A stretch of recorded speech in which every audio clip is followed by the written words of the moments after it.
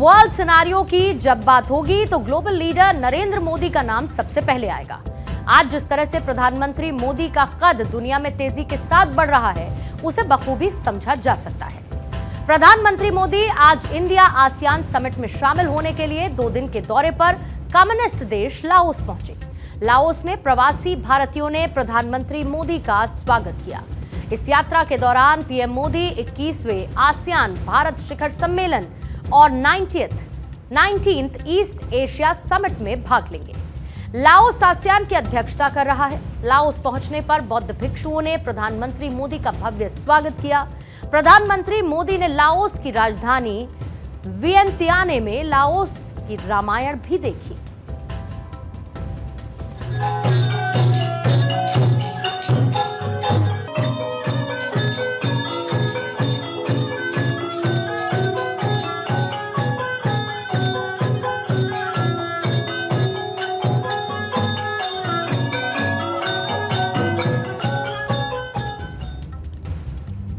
दरअसल लाओस एक बौद्ध बहुसंख्यक और दक्षिण पूर्वी एशियाई देश है, जहां पर रहने वाली ज्यादातर आबादी बौद्ध धर्म का पालन करती है।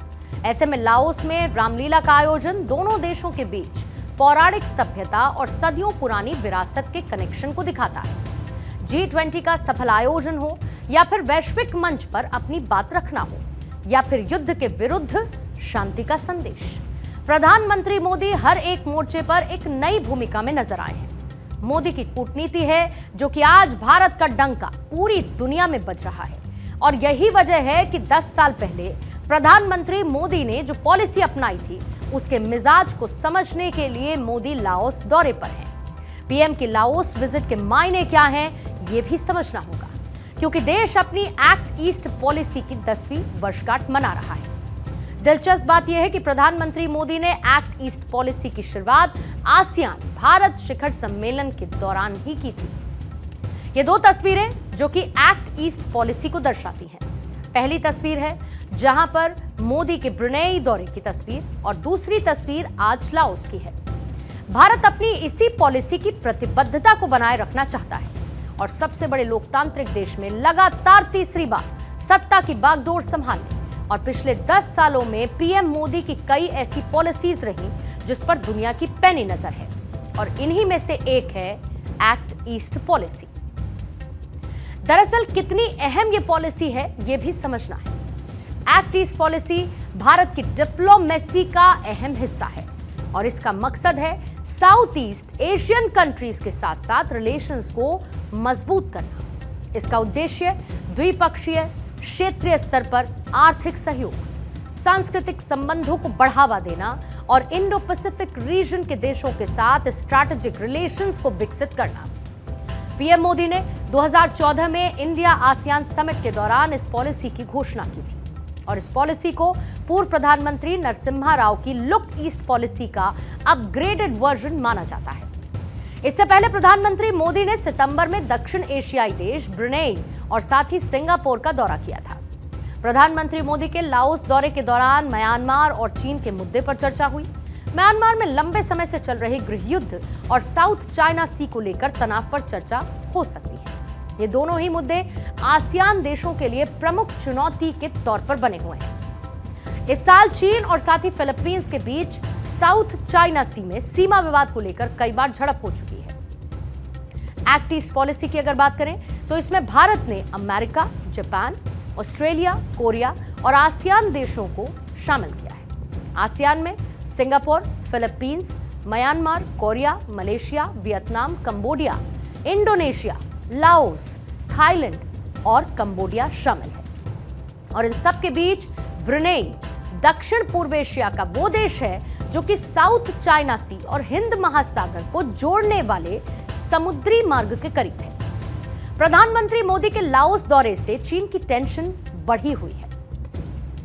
जाहिर है कि दक्षिण चीन सागर में ड्रैगन की दादागिरी से हर कोई वाकिफ है। चीन इस क्षेत्र में अपने सभी पड़ोसियों पर धौंस जमाने की कोशिश गाहे बगाहे करता रहता है, और इन्हीं देशों में लाओस भी शामिल है।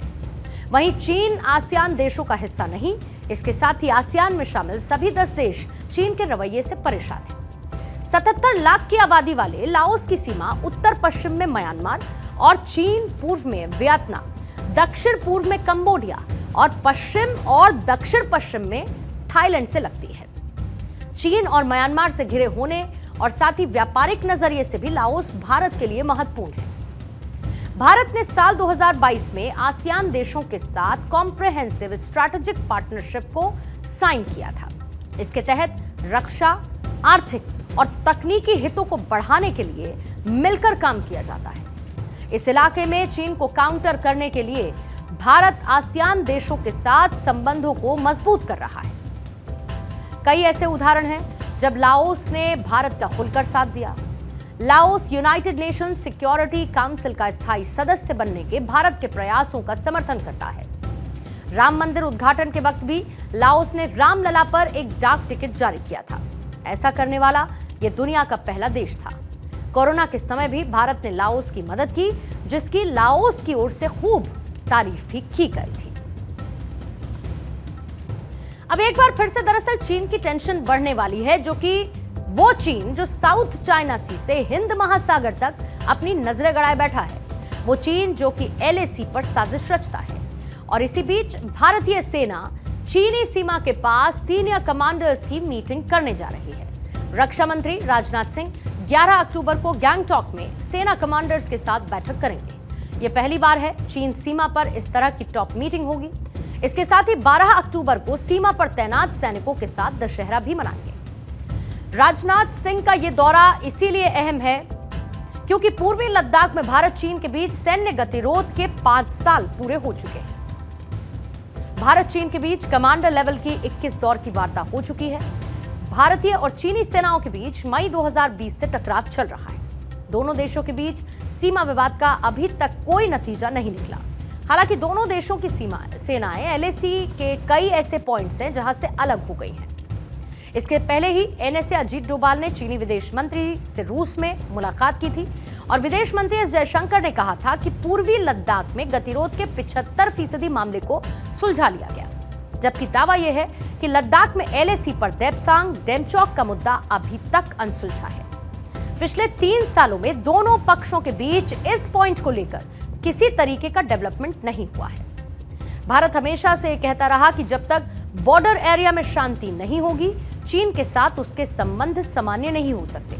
इसके साथ ही रक्षा मंत्री राजनाथ सिंह 11 और 12 अक्टूबर को सिक्किम में रणनीतिक रूप से बहुत महत्वपूर्ण कुपुप और शेराथांग रोड का उद्घाटन भी करेंगे। इस दौरान रक्षा मंत्री सिक्किम के दौरे पर रहेंगे।